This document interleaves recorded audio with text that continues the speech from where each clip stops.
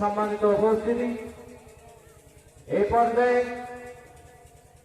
আপনাদের সম্মুখে কোরআন ও হাদিস থেকে আলোচনা পেশ করবেন বিশিষ্ট ইসলামী চিন্তাবিদ,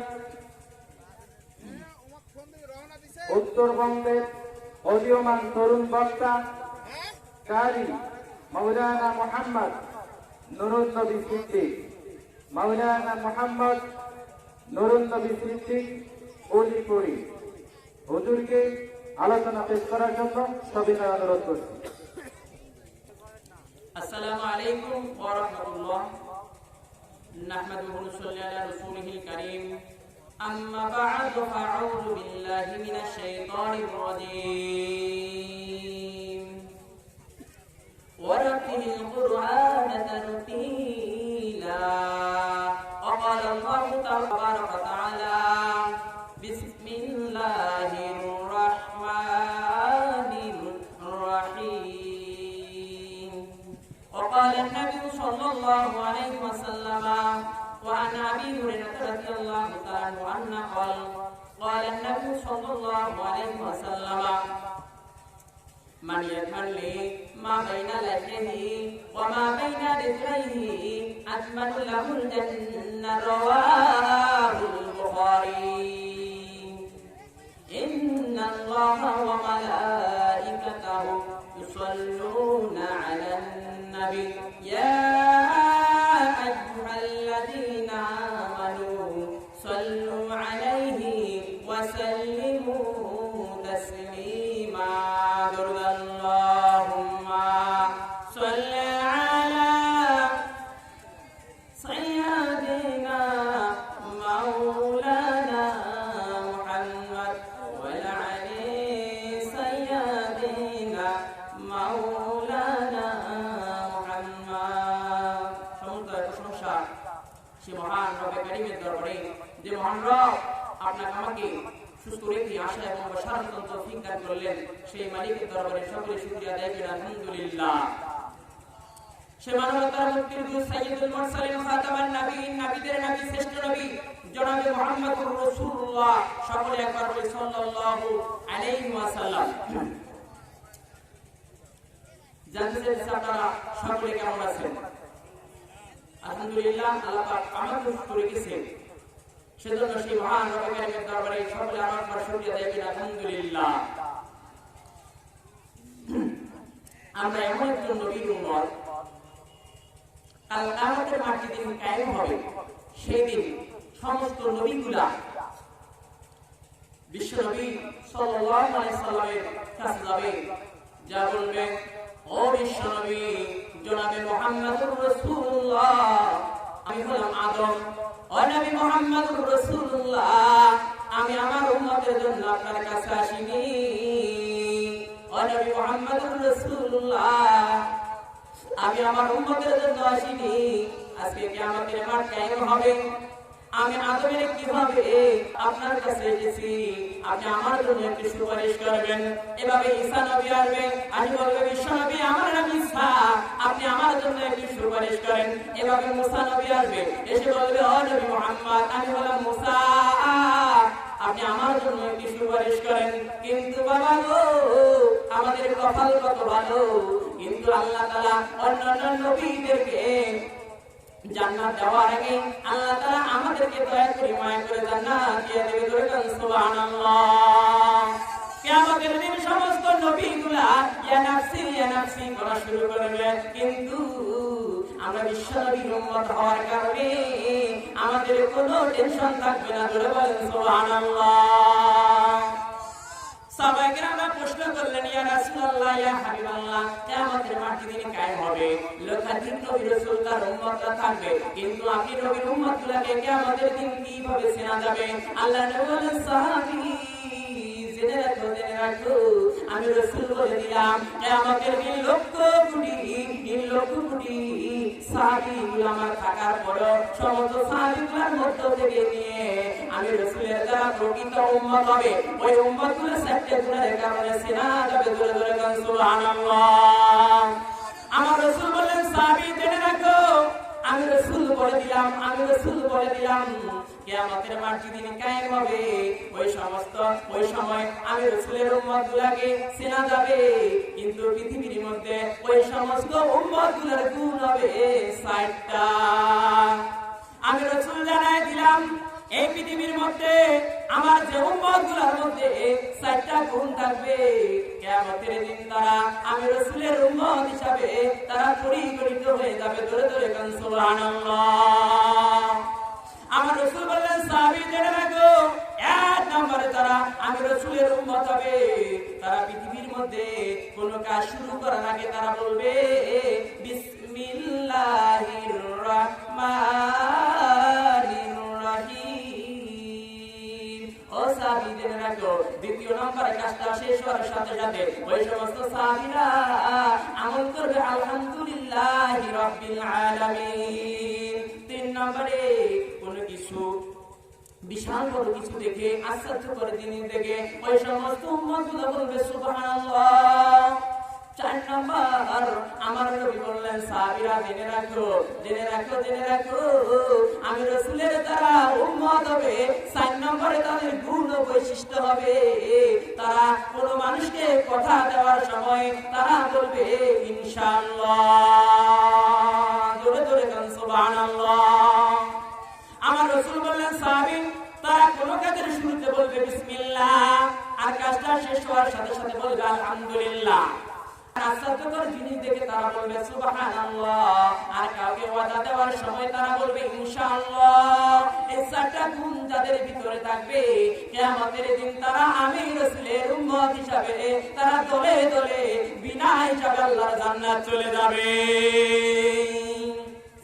আমার রাসূল কেন বললেন প্রতিটা কাজের শুরুতে বিসমিল্লাহর আমল করতে হবে?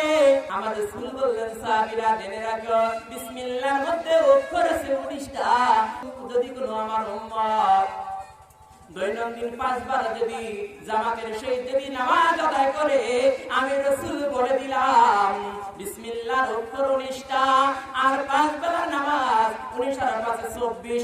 আল্লাহর নবী বললেন 24 ঘন্টা ইবাদতের সওয়াব আল্লাহ তাআলা আমলনামায় দিয়ে দিবে। ধরে কান সুবহানাল্লাহ। আমার বাবাজিরা, বিসমিল্লাহর উপরে রাসূল কেন এত গুরুত্ব আরোপ করে গেলেন? গভীর মনোযোগ দিয়ে শুনবেন। আল্লাহ রাসূল বললেন আমার যদি কোনো উম্মত বিসমিল্লাহ সহকারে যদি কোনো কাজ শুরু করে, আল্লাহ রাব্বুল আলামিন ওই সমস্ত কাজের মধ্যে তার নিজ কুদরত দ্বারা বরকত দিয়ে দিবে। জোরে কান সুবহানাল্লাহ। রাসূল কারীম সাল্লাল্লাহু আলাইহি ওয়াসাল্লাম একদিন আম্মাজান হাফসার ঘরে প্রবেশ করলেন, দুপুরবেলা প্রবেশ করলেন। তাফসীরের মধ্যে এসেছে বাবাজি 25 জন, মতান্তরে 27 জন, অন্যান্য রওয়ায়াতের মধ্যে এসেছে 70 জন সাহাবী নিয়া বিশ্বনবী আম্মাজান হাফসার ঘরে প্রবেশ করলেন দুপুরবেলা। এবার আল্লাহর নবী হাফসার ঘরে প্রবেশ করার পরে আল্লাহর নবী আম্মাজান হাফসাকে ডাক দিয়ে বললেন, ও হাফসা, আমাদের ঘরে কি কোনো খাদ্য আসেনি? আম্মাজান হাফসা বললেন, নবী গো, আমার ঘরে তো কোনো খাদ্য নাই, কিন্তু ইয়া রাসূলুল্লাহ, ইয়া হাবিবাল্লাহ, নবী গো, কিন্তু একজন মহিলা আপনাকে দয়া করে মায়া করে বকরি ছাগলের আধা গ্লাস দুধ আপনাকে হাদিয়া উপঢৌকন হিসাবে দিয়েছে। চিন্তা করো না, ইজ্জতের মালিক আমার আল্লাহ। আম্মাজান হাফসা টেনশনে পড়ে গেলেন, বলেন ইয়া রাসূলুল্লাহ, ইয়া হাবিবাল্লাহ, নবী গো, আপনি 70 জন সাহাবী লইয়া আপনি আমার গৃহে প্রবেশ করলেন। এই সাহাবীগুলা যদি দুপুরবেলা খানা না খাওয়ার পরে যদি তারা ফিরিয়ে যায়, অনাহারে যদি তারা ফিরিয়ে যায়, আমি হাফসা তো অপমানিত লাঞ্ছিত হয়ে যাব। ইয়া রাসূলুল্লাহ, নবী গো। রাসূল বলে, হাফসা টেনশন করো না। আল্লাহর নবী জনাবে মুহাম্মদুর রাসূলুল্লাহ সাল্লাল্লাহু আলাইহি ওয়াসাল্লাম সাহাবীদেরকে নিয়ে রুমের মধ্যে বসায় দেওয়ার পরে আম্মাজান হাফসাকে রাসূল বললেন, হাফসা, কোথায় রেখেছো দুধের পেয়ালা? রাসূল বলার পরে আম্মাজান হাফসা ঘরের ভিতর থেকে দুধের পেয়ালা বিশ্ব নবীর হাতে তুলে দিলেন। জোরে জোরে কান সুবহানাল্লাহ। আল্লাহর নবী দুধের পেয়ালা পাওয়ার পরে বিশ্ব নবী জনাবে মুহাম্মদুর রাসূলুল্লাহ সাল্লাল্লাহু আলাইহি ওয়াসাল্লাম বিশ্ব নবী যখন দুধের পেয়ালা নিলেন, নেওয়ার সময় রহমতের নবী সঙ্গে সঙ্গে বলা শুরু করলেন, বিসমিল্লাহির রহমানির রহিম। আল্লাহ রাসূল যখন এই দোয়া যখন পাঠ করলেন, পড়ানোর পরে দুধের পেয়ালা নিলেন, সাহাবীদেরকে রুমের ভিতরে সুন্দর করে লাইন করে সুন্দর করে বসায় দিলেন। দেওয়ার পরে রাসূল করিম সাল্লাল্লাহু আলাইহি ওয়াসাল্লাম রুমের ভিতরে প্রবেশ করার পরে আল্লাহ রাসূল করিম সাল্লাল্লাহু আলাইহি ওয়াসাল্লাম আধা গ্লাস দুধের পেয়ালা বিশ্ব নবী সর্বপ্রথম নিজে পান করলেন। কিন্তু আমার বাবাজি বিশ্বনবী যখন দুধের পেয়ালা নিজে পান করলেন, কিন্তু বিশ্বনবী দুধের পেয়ালা পান করার সময় বিসমিল্লাহ বলতে তিনি ভুলে যান নাই। রাসূল যখন বললেন বিসমিল্লাহির রহমানির রহিম, সঙ্গে সঙ্গে আমার আল্লাহ বিসমিল্লাহর বরকতে আধা গ্লাস দুধকে এক পেয়ালায় পরিণত করে দিলেন। জোরে কান সুবহানাল্লাহ। আমার নবী সুন্দর করে দুধের পেয়ালা পান করলেন। করার পরে বিশ্ব নবী নজর করে দেখতে পেলেন দুধের পেয়ালা আনা পড়ে গিয়েছে।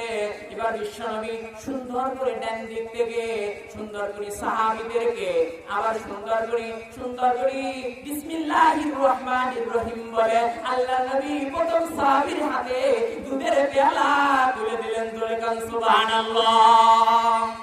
আল্লাহ নবী যখন দুধের পেয়ালা বিসমিল্লাহির রহমানির রহিম বলে যখন তুলে দিলেন, প্রথম নাম্বার সাহাবী যিনি ছিলেন উনি সুন্দর করে বিশ্ব নবীর হাত থেকে বরকতি হাত থেকে যখন দুধের পেয়ালা নিলেন, সঙ্গে সঙ্গে উনিও তেলাওয়াত করা শুরু করলেন, বিসমিল্লাহির রহমানির রহিম। সুন্দর করে এবারে সুন্দর করে যখন দুধের পেয়ালাটা নিলেন, নেওয়ার পরে উনিও বিসমিল্লাহির রহমানির রহিম বলে দুধের পেয়ালা পান করলেন। কি আদিম তামাশা! ও দুইসরের মুসলমানেরা ভালো করে শুনে রাখো, ভালো করে শুনে রাখো, আজকের থেকে বিসমিল্লাহ নাম ছাড়ো না। এবার দ্বিতীয় নাম্বার প্রথম নাম্বার সাহাবী বিসমিল্লাহ বলে দুধের পেয়ালা পান করলেন। আবার দুধের পেয়ালা পুনরায় ভরে গেল, আবার আরেকজন সাহাবীকে দিয়ে দিলেন, আবার উনিও বিসমিল্লাহির রহমানির রহিম বলে দুধের পেয়ালা পান করলেন। এইভাবে 70 জন সাহাবী মতান্তরে 25 জন সাহাবী ওই একই পেয়ালা দুধ পান করলেন, কিন্তু এক চুল পরিমাণ দুধের পেয়ালা দুধের ঘাটতি হয় নাই। জোরে কান সুবহানাল্লাহ। আমার বাবাজিরা, সেজন্য আল্লাহর নবী বলেছে, যদি আমার প্রকৃত উম্মত হতে চাও, কিয়ামতের দিন যদি বিনা হিসাবে জান্নাত যেতে চাও, কিয়ামতের দিন যদি আমি রাসূলের সুপারিশ পেতে চাও, তাহলে আমি রাসূল বলে দিলাম, ও সাহাবীরা তোমরা জেনে রাখো, তোমরা যখন কোন কাজ যখন শুরু করবা তখন সুন্দর করে বলবা বিসমিল্লাহির রহমানির রহিম। আমি রাসূল বলে দিলাম, বিসমিল্লাহ বলার কারণে আল্লাহ বিসমিল্লাহর বরকতে আমার আল্লাহ তোমার ওই কৃত কর্মের উপরে রহমতের বরকত দিবে। জোরে কান সুবহানাল্লাহ। আমার বাবাজিরা, শুধুমাত্র তাই নয়, বিসমিল্লাহর বরকত আরেকটা ইতিহাস জানায় দেই। ও দরিদ্রের মুসলমান, ভালো করে শুনে রাখো, ভালো করে শুনে রাখো। বিশ্বনবীর কাছে একটা বকরি ছাগল হাদিয়া দেওয়া হলো। এবার সুন্দর করে ছাগলটা নেওয়া হলো, যে সাহাবীকে ছাগল হাদিয়া দেওয়া হলো তার হাতে। সাহাবীর নাম ছিল আবু রাফি। তাফসীরের মধ্যে এসেছে আবু রাফিকে ছাগল দেওয়া হলো, আল্লাহর নবীকে হাদিয়া দেওয়া হলো। সুন্দর করে হাদিয়া দেওয়ার পরে আবু রাফি ছাগলের গোশতকে সুন্দর করে ড্যাগের ভিতরে রান্না করা শুরু করলো। ভালো করে কান খাড়া করে শুনে রাখো, বিসমিল্লাহর বরকত সারবানা, বিসমিল্লাহর বরকত সারবানা। আমাদের দিন মুসিবতের গেলে বিশ্বনবীর উম্মত হিসাবে সেই দিন তোমরা আল্লাহর জান্নাত যাইতে পারবা। এবার সুন্দর করে ড্যাগে রান্না করা হয়ে গেল। আল্লাহর নবী বলেন, আবু রাফি ড্যাগের মধ্যে কি গোশত রান্না করা হয়ে গেছে? আবু রাফি বললেন, ইয়া রাসূলুল্লাহ, ইয়া হাবিবাল্লাহ, নবী গো, রান্না জান্নাতে হয়ে গেছে। আল্লাহ নবী বললেন আবু রাফি সুন্দর করে আমাকে রান দিয়ে দাও, গোশত দিয়ে দাও। এবারে সুন্দর করে আবু রাফি সুন্দর করে বিশ্ব নবীকে ছাগলের রান দেওয়া শুরু করলেন। ও বাবা গো, ভালো করে শুনে রাখো, নবী ছাগলের কয়টা রান থাকে? দুইটা পা, দুই হাতে হাত থাকে, দুইটা পিছনে রান থাকে। ও বাবা ভালো করে শুনে রাখো। আর মাত্র মাথা থাকে পাঁচটা জিনিস হচ্ছে গুরুত্বপূর্ণ জিনিস। আল্লাহ নবীকে সর্বপ্রথম একটা রান দেওয়া হলো। বিশ্ব নবী সুন্দর করে রানটা আরাম করে খেলেন। তারপরে আল্লাহ নবী আবু রাফি আরো কি ডেকে গোশত আছে, আবার আরো একটা রান দেওয়া হলো। এবারে আবু রাফি আরাম, এবারে বিশ্ব নবী আরাম করে খেলেন। খাওয়ার পরে বলেন আবু রাফি ডেকের মধ্যে কি আরো রান আছে? এবারে আবু রাফি আল্লাহ নবীকে আরো একটু রান সুন্দর করে তাকে দিয়ে দিলেন। আল্লাহ নবী 3টা রান খাওয়ার পরে আল্লাহ নবী আবু রাফিকে চতুর্থবার বললেন আবু রাফি ডেকের মধ্যে কি আরো গোশত আছে, আরো কি রান আছে? আবু রাফি আরো একটি রান বিশ্ব নবীকে দিয়ে দিলেন। এবারে 4টা রান আরাম করে নবীজি খেলেন। খাওয়ার পরে আল্লাহ নবী বলেন আবু রাফি ডেকের মধ্যে কি আরো গোশত আছে, রান আছে? আরো সুন্দর করে এবারে মাথাটা উঠায় দিলেন। আল্লাহ নবী আরাম করে খেলেন। খাওয়ার পরে বিশ্ব নবী বললেন ও আবু রাফি ডেকের মধ্যে কি আরো রান আছে? আবু রাফি বলছে ইয়া রাসূলুল্লাহ, ইয়া হাবিবাল্লাহ, ও নবী গো ডেকের মধ্যে তো আর কোনো রান নাই। আপনি কি জানেন নি বকরি ছাগলের 2টা পা, 2টা রান আর মাথা ছাড়া কিছুই থাকে না। আল্লাহ নবী বললেন আবু রাফি আমি তোমার কাছে রান চেয়েছি, তুমি কেন বললা ডেকের ভিতরে রান নাই? আমি রাসূল বলে দিলাম তুমি যদি বিসমিল্লাহির রহমানির রহিম বলে তুমি যদি ডেকের ভিতরে যদি হাতটা যদি তুমি বাড়িয়ে দিলে হয়, আল্লাহর উপরে তাওয়াক্কুল করে বিশ্বাস করে আল্লাহ তাআলা যতবারে তুমি বিসমিল্লাহ বলে ডেকের ভিতরে হাত দিলা হয়, আল্লাহ তাআলা ততবারে নতুন নতুন দান ওই ডেকের ভিতরে, ওই ডেকের মধ্যে তার কুদরত তারা দিয়া দিত। এজন্য বলি ও যদি সোনার ভাইরা ভালো করে শুনে রাখো, কোন কাজের শুরুতে বলবা বিসমিল্লাহির রহমানির রহিম, কাজটা শেষ হওয়ার সাথে সাথে বলবা আলহামদুলিল্লাহি রাব্বিল আলামিন। আর আজকে যখন কোন জিনিস থেকে যখনই বলবা সুবহানাল্লাহ আর কাউকে ওয়াদা যখন দিবা তখন বলবা ইনশাআল্লাহ। একটা আমল যদি কোন বিশ্ব নবী কোন উম্মত যদি করে, আল্লাহ নবী বলছে কিয়ামতের দিন মুসিবতের কালে ওই সময় আমি নবীর উম্মত হিসাবে তারা পরিগণিত হবে। জোরে বলেন সুবহানাল্লাহ।